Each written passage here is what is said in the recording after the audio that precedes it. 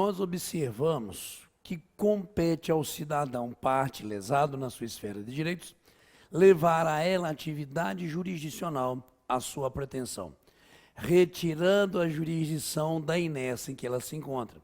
Princípio da inércia, princípio da demanda, que nós aqui trabalhamos com muito carinho em bloco de aula anterior, correto? Beleza. Só que a partir do momento em que o cidadão leva a ele poder judiciário a sua pretensão, a partir do momento em que se retira a jurisdição da inércia, passa a ser necessário justamente o que, senhores? A prática de atos de composição do procedimento, destinando ele, procedimento, ao objetivo maior, que seria a resolução do mérito e possível efetivações de direitos. Então, compete ao cidadão, não sendo lícito ao juiz em regra dar início de ofício a procedimentos, retirar a jurisdição da inércia, dando início ao processo. A partir de agora, competirá a agentes do Poder Judiciário a prática dos atos, independentemente de vontade da parte, pelo menos numa primeira abordagem. É o chamado princípio, pode julgar para mim? É o chamado princípio do impulso oficial, ok? Novamente, é o chamado princípio do impulso oficial. Uma vez retirada a jurisdição da inércia pela parte, dando início ao processo, os atos sequenciados do procedimento devem ser realizados em regra, porque também, claro, existem situações excepcionalíssimas, isso a gente sabe que é uma das características do direito processual civil, ok? Os atos sequenciados do procedimento devem ser realizados em regra por agentes do Poder Judiciário, que se encarregam da prática ou de determinar a prática de atos para o regular andamento do processo. Ok? Então, senhores, essa é justamente a ideia do princípio do impulso oficial. Quando o cidadão leva sua pretensão ao Estado, a partir de agora, a pretensão, entre aspas, é do Estado, competindo a ele por seus agentes a determinação da prática dos atos de composição do procedimento, não mais necessariamente dependendo que eu fique ali cutucando o Poder Judiciário para que os atos do processo possam ter o seu regular andamento. Claro que isso aqui pressupõe a seguinte visão.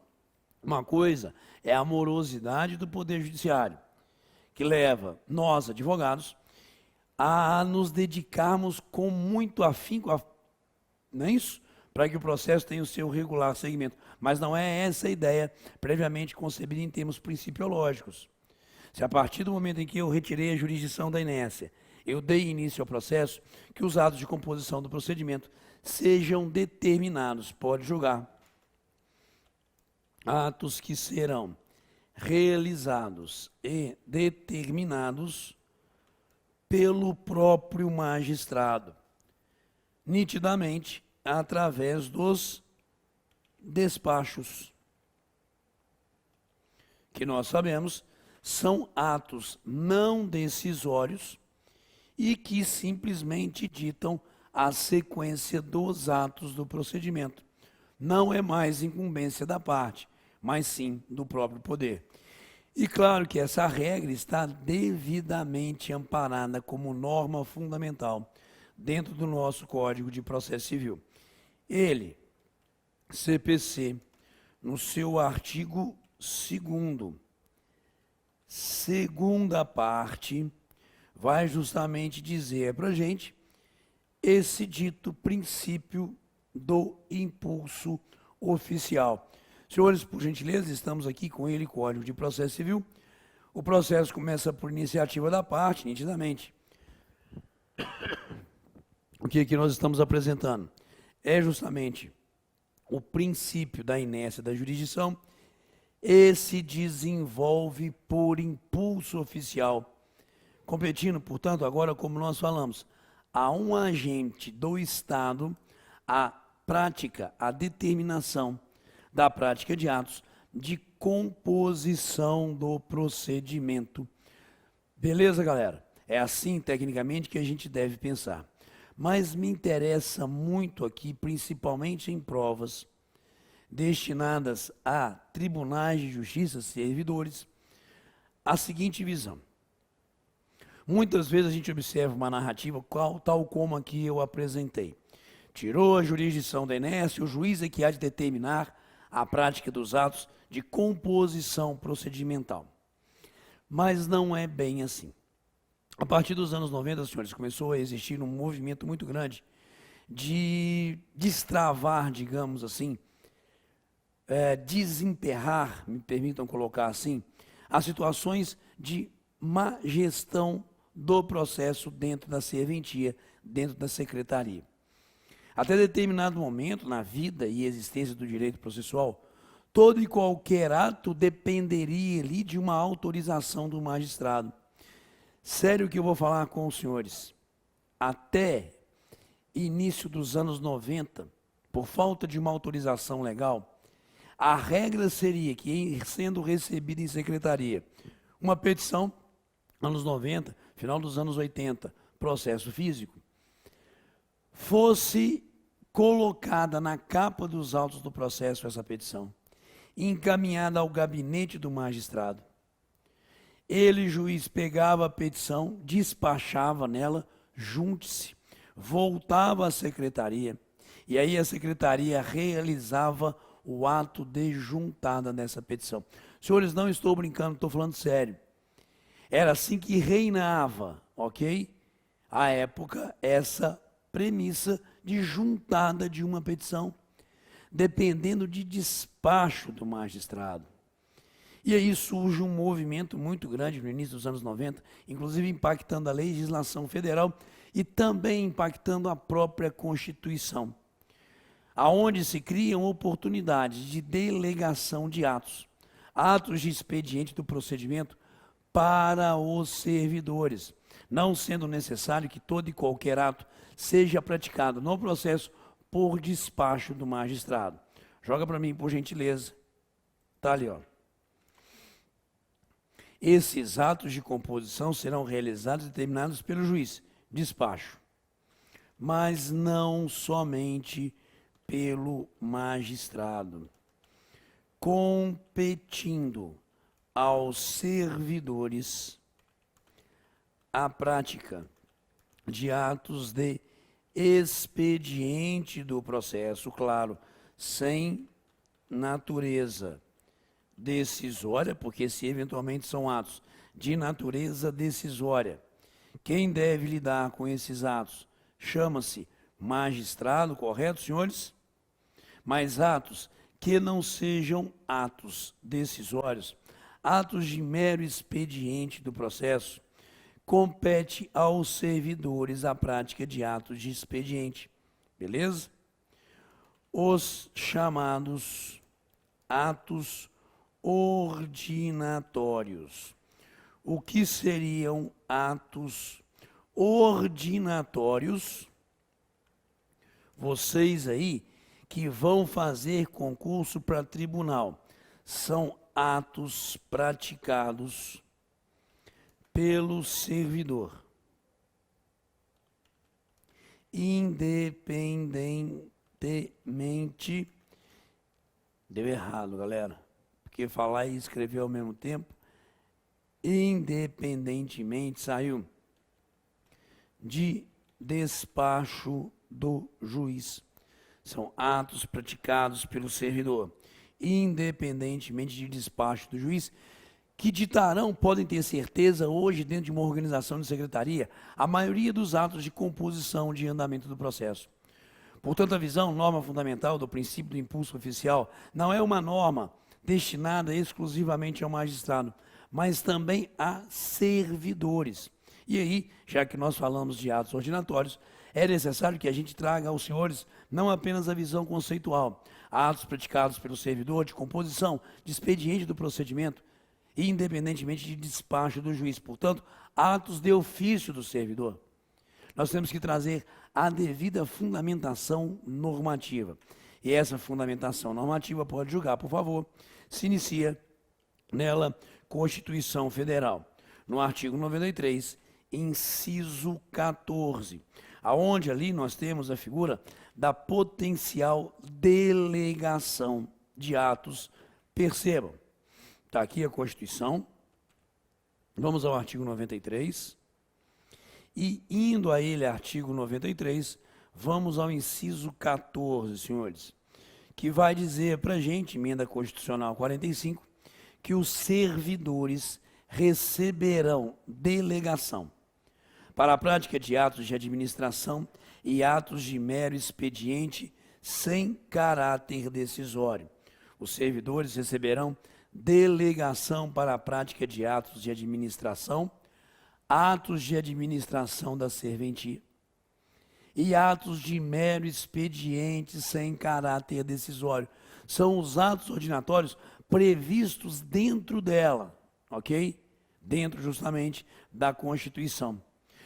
Porque por preceito, também por princípio, os atos decisórios, os atos de provimento motivados, que são atos do juiz, são indelegáveis, não podendo ele ali, como cidadão ungido pela jurisdição, delegar substancialmente a outrem a prática de atos que são atos fundamentados do processo. Mas os atos de mero expediente, que ele, magistrado, delegue aos servidores a prática desses atos. E aí, eles, servidores, atos ordinatórios, realizarão esses atos independentemente de despacho. Claro que ele, Código de Processo Civil, apresenta isso para a gente também. Quer ver? Vamos lá. Indo a ele, CPC, temos dois artigos aqui para discutir, por gentileza. Primeiro, o artigo 152. Ele, artigo 152, vai justamente falar de atos que seriam praticados pelo escrivão, pelo chefe de secretaria. Item 6 é uma novidade dentro da lei, num breve comparativo com o CPC anterior. Incumbe ao escrivão ou chefe de secretaria praticar de ofício os atos meramente ordinatórios, sendo que o juiz titular da serventia judicial editará ato a fim de regulamentar essa atribuição. Portanto, aqui nós temos... Espera aí que deu algo errado aqui, senhores. Beleza? Porque às vezes o Word bagunça a nossa vida, mas rapidamente a gente conserta. Não sei por que saiu essas coisas distintas e diferentes aqui. Tranquilo? Pronto. Artigo 152. O juiz vai, item 6, editar normas internas, parágrafo 1º, delegando por autorização da Constituição que servidores pratiquem atos que hão de compor o procedimento, portanto, não fica exclusivamente a cargo do magistrado, e essa é a armadilha de prova, impulsionar o procedimento, competindo também a servidores, senhores. E a lei também, além de falar, pode julgar novamente, ali no artigo 152, ele, Código de Processo Civil, ao falar de atos do magistrado, percebam, por favor, o artigo 203 dos pronunciamentos do juiz. Os atos meramente ordinatórios, parágrafo 4º, como a juntada e a vista obrigatória, independem de despacho, devendo ser praticados de ofício pelo servidor e revistos pelo magistrado quando necessário. Portanto, parágrafo 4º desse artigo 203. Lembram que eu falei que a juntada se fazia antigamente por despacho do juiz? Esse preceito, esculpido no parágrafo 4º do artigo 203, veio ao velho Código de Processo Civil logo no início dos anos 90.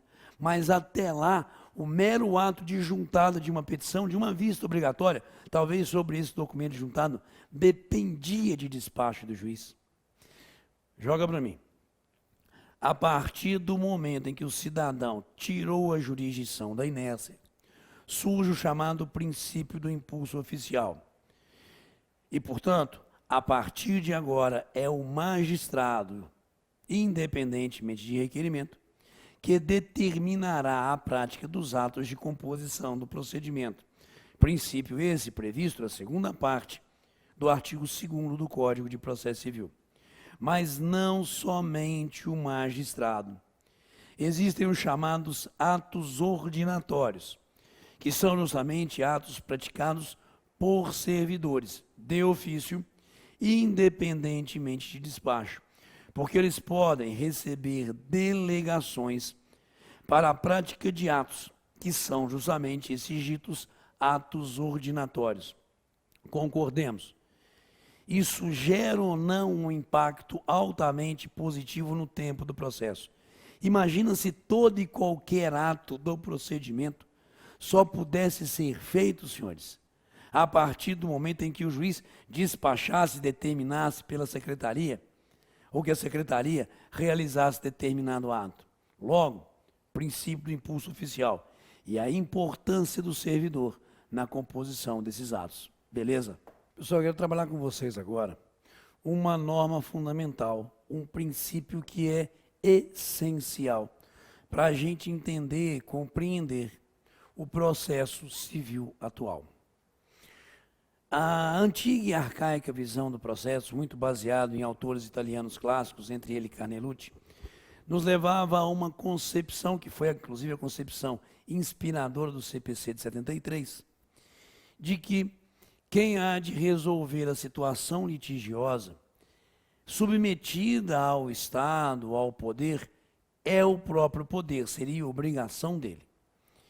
Ele, Estado, uma vez instado à resolução do conflito, dele não poderá se afastar. Tudo bem, princípio da inafastabilidade da jurisdição. Mas é ele, Estado, que deve, de forma imperativa, incisiva, exercendo o poder, resolver a lide, afirmando por uma sentença definitiva de mérito que alguém tem direito que outro não. E com isso estaria o Estado não apenas resolvendo a lide, mais do que isso, o Estado estaria pacificando aquele conflito de interesses e também, a partir daí, criando situações de pacificação social desse conflito e dos demais. O Estado, jurisdição, viveria da lide e a resolveria, atingindo, portanto, o fim maior, o fim de pacificação da própria sociedade. Cara, por Deus, se forem depois, só por curiosidade, tá? Aí, num estudo mais acadêmico, não tão direcionado assim a situações de concurso público, mas se por curiosidade depois forem a exposição de motivos do CPC de 73, o que eu estou dizendo para os senhores aqui, está lá no item 6. Que o Estado atinge o seu objetivo enquanto jurisdição com essa forma de atuação. E isso foi introjetado a nós, operadores do direito, aonde ele, magistrado, equidistante dos problemas ali das partes do processo, simplesmente aplicaria a lei às situações ali a ele apresentadas. E aí ele estaria resolvendo, enquanto poder a lide, ledo engano. As experiências que nós tivemos no decorrer da evolução, não apenas da legislação, mas principalmente do direito posto no dia a dia, porque direito processual é posto no dia a dia. Direito processual não é só trabalhado aqui no mundo de Bob, tá bom? Direito processual para aprender mesmo, tem que estar lá na relação no dia a dia. E aí, a partir dessa situação específica, galera, o que a gente pode aqui trazer e idealizar para os senhores é o seguinte. A visão arcaica do direito processual é: o Estado atuará de forma imperativa, através de seu agente maior, resolvendo a situação litigiosa, afirmando: cidadão, você tem direito, você não. Assim atuará o Estado primariamente, e o processo a isso se prestará. Então, somente de forma secundária, em algumas oportunidades, eu tentaria, enquanto Estado, resolver a lide por técnica autocompositiva, conclamando ou chamando as partes ali a uma possível conciliação. Essa era, digo novamente, a visão arcaica, baseada numa estrutura e numa visão do processo, inspirado por antigos pensadores.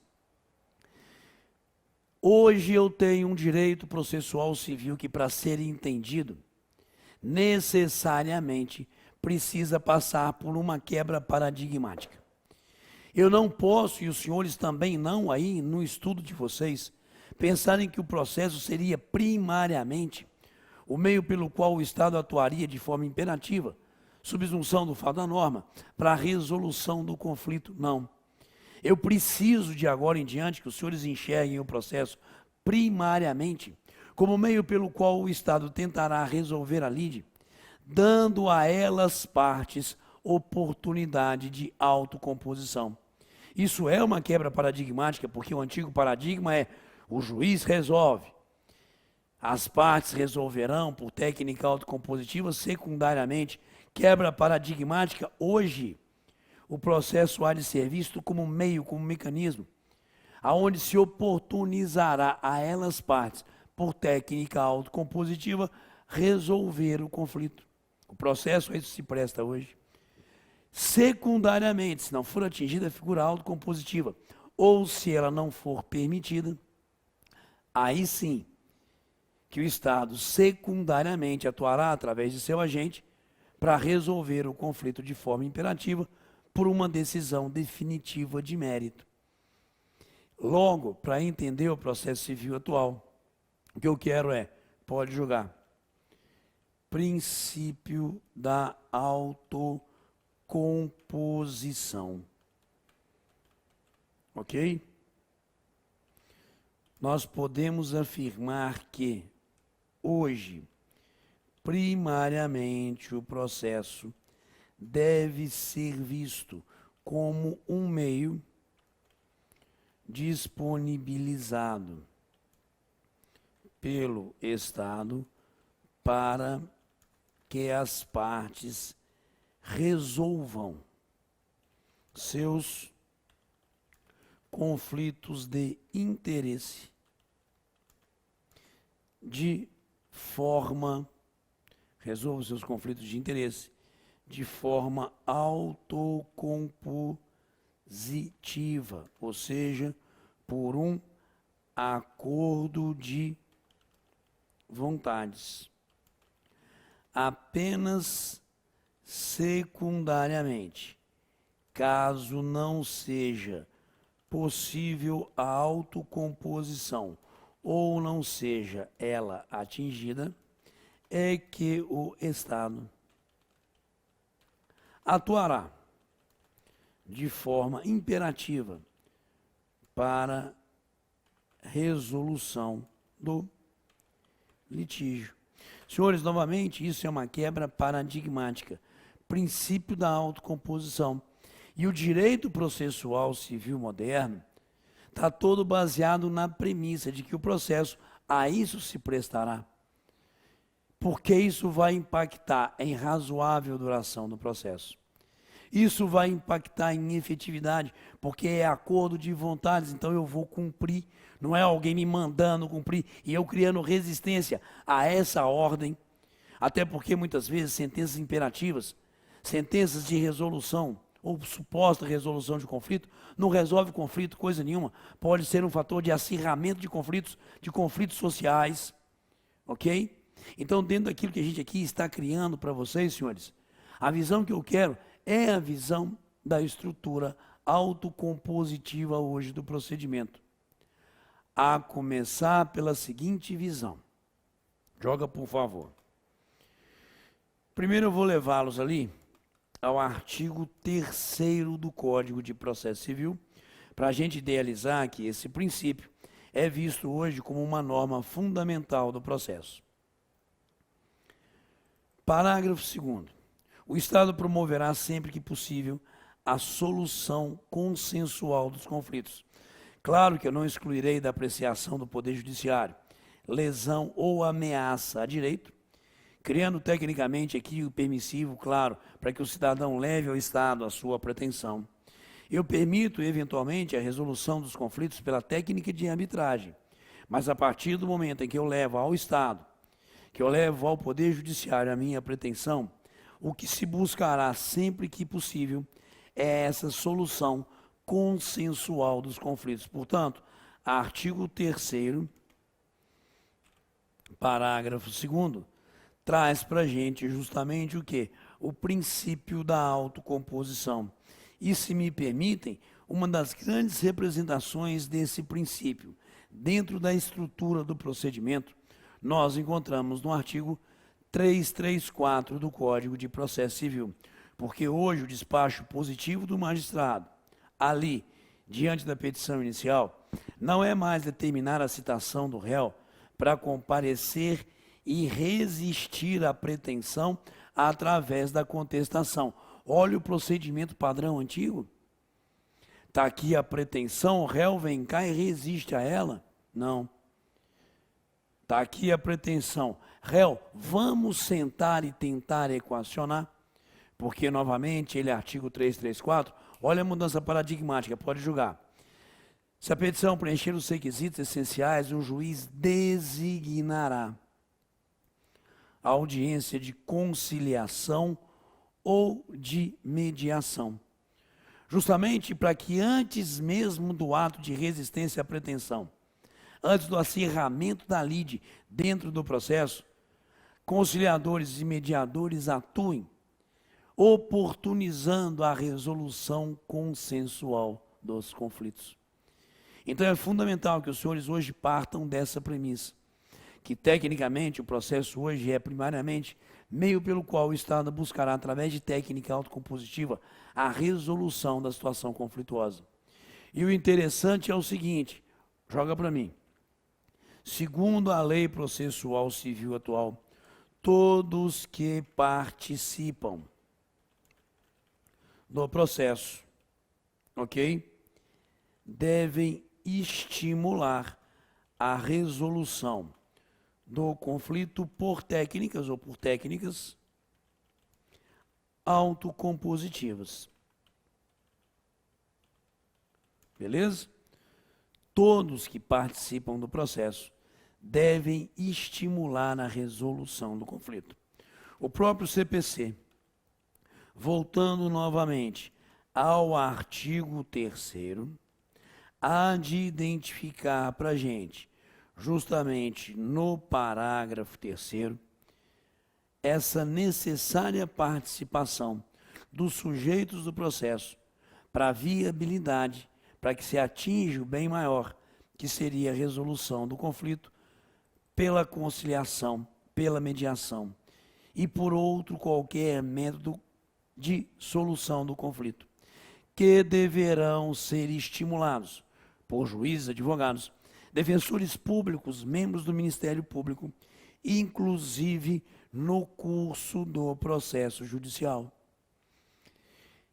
Todos que são partícipes do processo devem, assim, atuar na busca da possível autocomposição.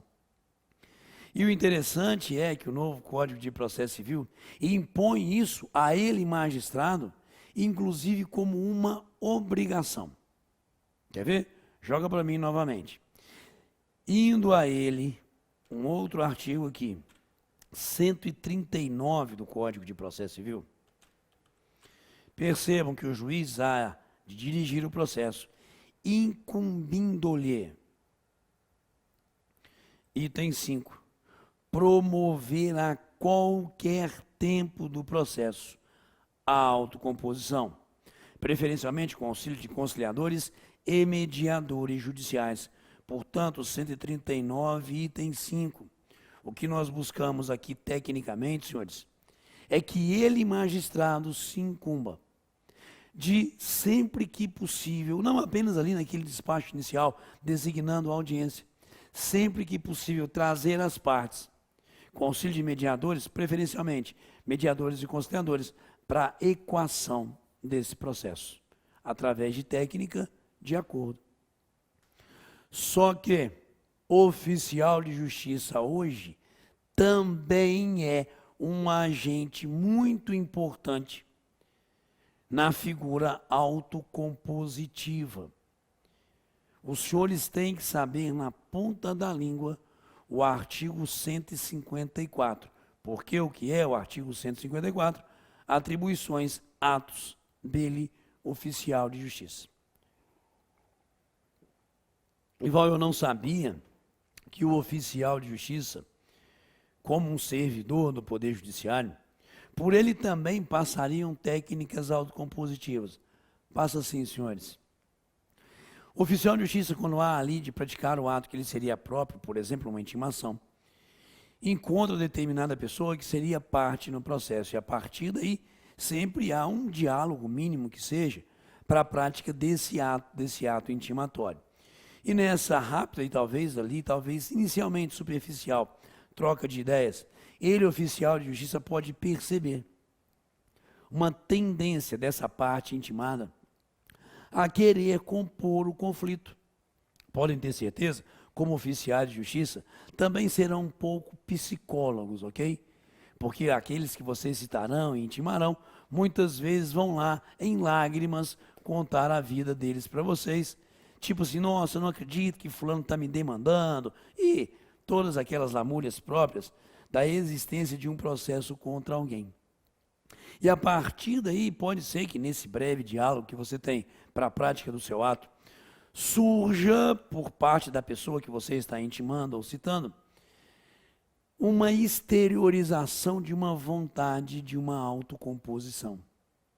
Sabe o que você, oficial de justiça, deve fazer? Joga lá para mim, por favor. Senhores, artigo 154, como eu falei, é um artigo que os senhores têm que decorar do início ao fim. Beleza, galera? Porque o que nós temos aqui é: incumbe ao oficial de justiça, além dos atos aqui lançados, ok? Certificar em mandado proposta de autocomposição apresentada por qualquer das partes, na ocasião de realização de ato de comunicação que lhe couber. E a partir daí, certificar essa proposta por uma atuação positiva dele, oficial de justiça.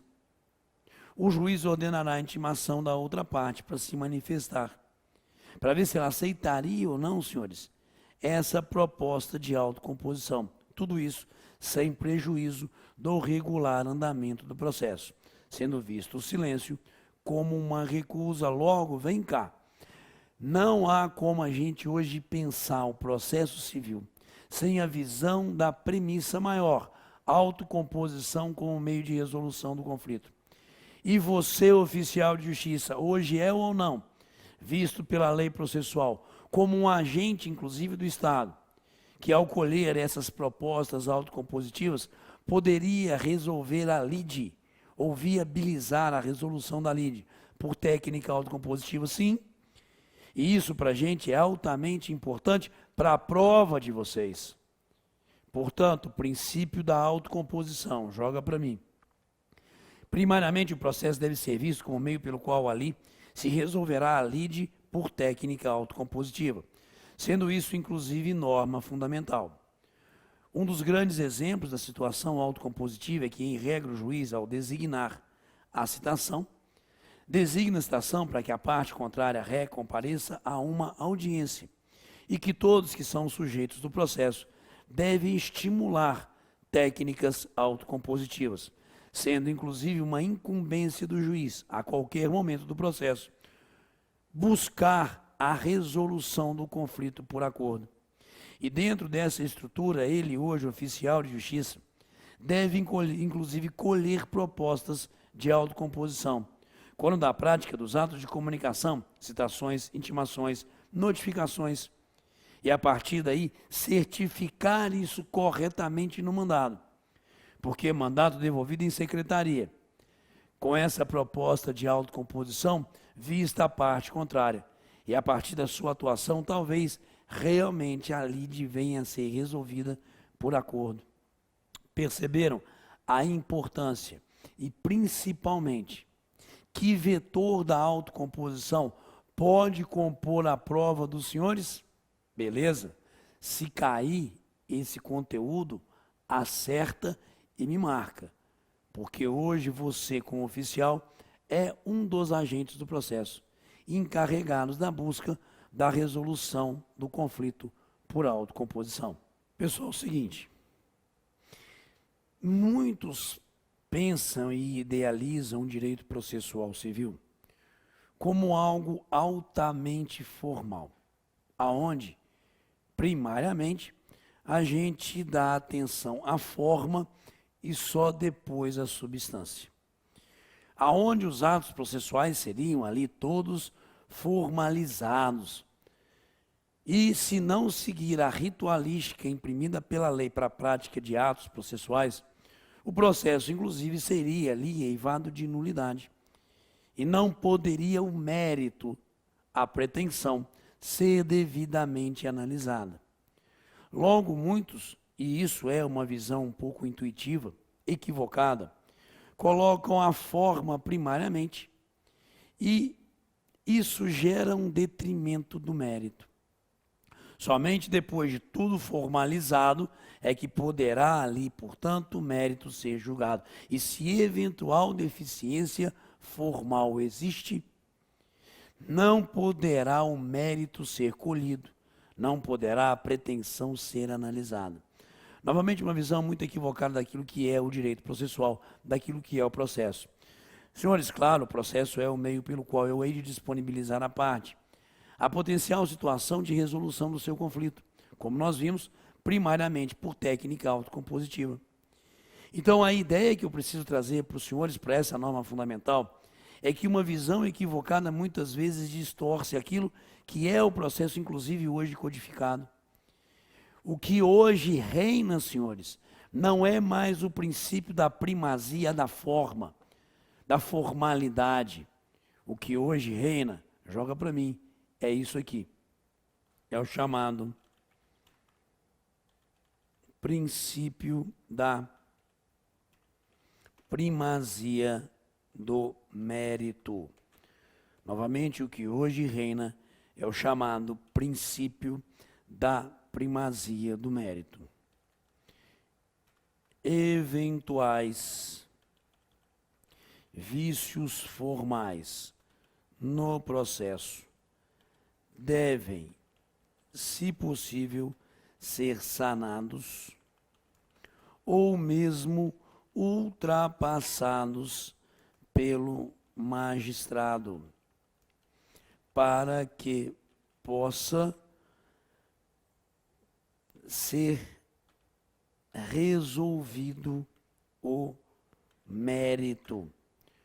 É o chamado princípio da primazia do mérito. E me permito, ele está muito estratificado numa visão de segurança jurídica. Porque se eu tenho potenciais situações de extinção do processo, sem resolução do mérito, e assim eu faço, isso não impediria que essa discussão de direito material retornasse ao Poder Judiciário. E apesar daquele anterior processo não existir, não há a segurança jurídica necessária que se esperaria da atuação do poder para, resolvendo o mérito, formar coisa julgada material. Senhores, o processo serve ao direito material. E eu não posso dogmatizar a forma do processo.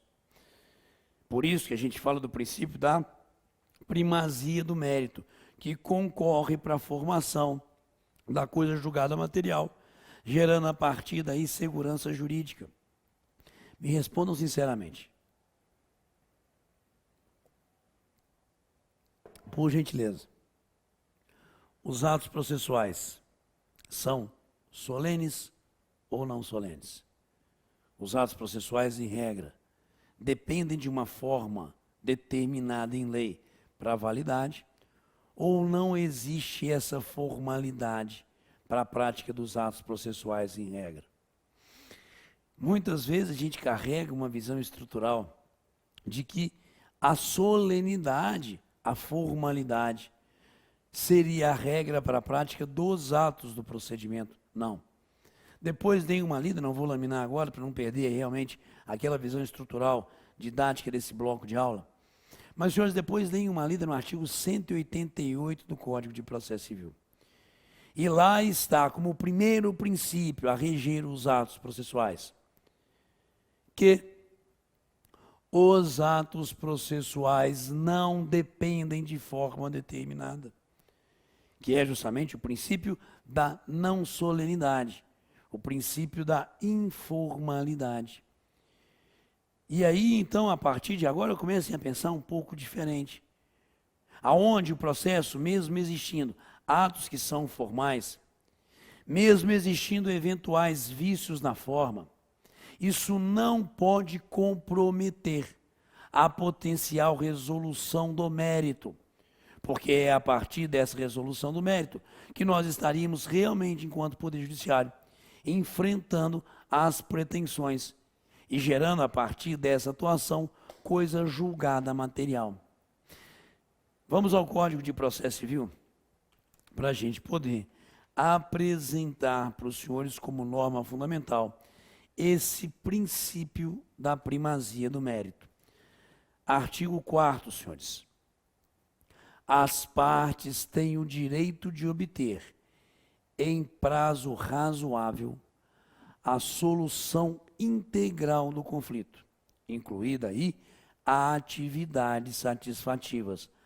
As partes têm o direito de obter, em prazo razoável, a solução do conflito, a resolução integral do mérito, galera.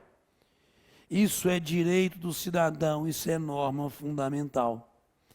Tanto que dentro dessa linha de raciocínio, o magistrado tem no processo hoje uma obrigação. Qual? Regularização de vícios formais. Suprir pressupostos processuais para permitir que o mérito seja julgado. Novamente, pode julgar para mim, por favor. Vamos ao artigo 139 do Código de Processo Civil. É incumbência do magistrado, item 9, determinar o suprimento de pressupostos processuais e o saneamento de outros vícios. Portanto, o que nós aqui encontramos é essa necessária atuação positiva do magistrado. Eu não vou simplesmente deixar que vícios processuais que possam eventualmente ser objeto de conserto, que a ausência de pressupostos processuais que possam ser supridos impactem de forma imediata e negativa no processo, gerando uma extinção dele sem resolução do mérito. É dever e incumbe ao juiz determinar a correção desses vícios, suprir pressupostos para que o processo possa ter o seu regular andamento, para que ele possa futuramente ali realmente julgar o mérito. E dentro disso aqui, senhores, vou trazer para vocês um dispositivo legal, que a gente olha para concurso público e fala, foi feito para concurso público. Por quê? Porque ele impacta nisso que eu estou tentando tirar de vocês. Impacta na formalidade. Isso impacta numa visão equivocada de um processo. Quer ver? Imaginemos o seguinte. Existe no processo, tecnicamente, um motivo pelo qual eu poderia, enquanto juiz, aqui agora, extinguir o processo sem resolução do mérito, tá bom? Ok. Eu estou olhando para esse processo e vou afirmar. Existe um motivo pelo qual eu, juiz, aqui agora, poderia extinguir o processo sem resolução do mérito. Numa visão arcaica do processo, o juiz não pensaria duas vezes, extinguiria sem mérito. Hoje não.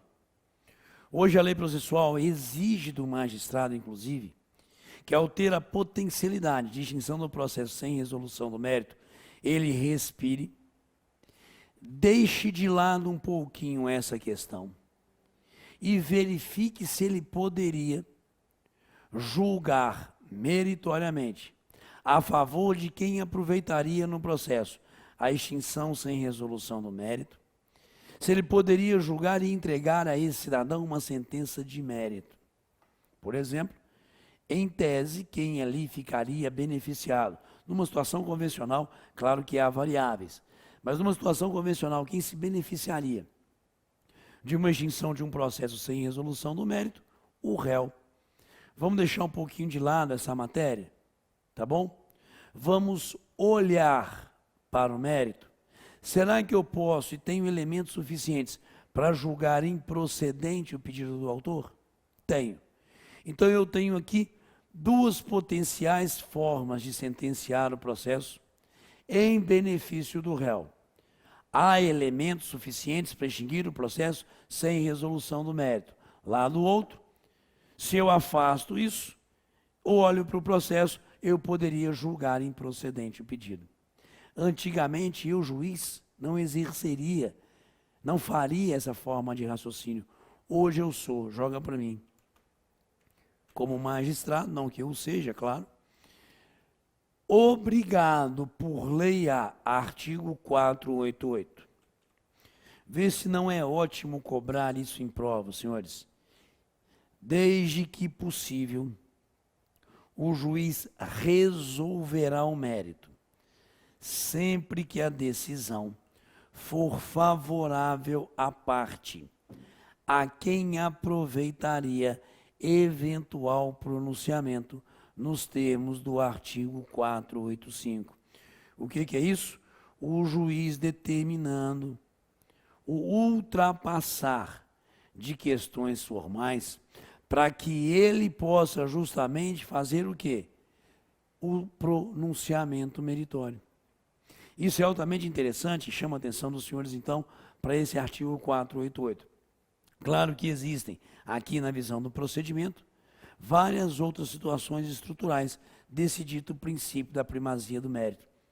Mas para mim é fundamental que os senhores identifiquem que isso deriva como norma fundamental que é da própria visão constitucional de assegurar ao cidadão acesso ao poder judiciário de forma substancial, não apenas de forma formal, que é a obrigação do magistrado como condutor do processo botar ali no eixo as situações formais equivocadas, chamando partes ao concerto, suprindo pressupostos processuais, para que ele possa, portanto, ao final, apresentar a sua manifestação de natureza meritória.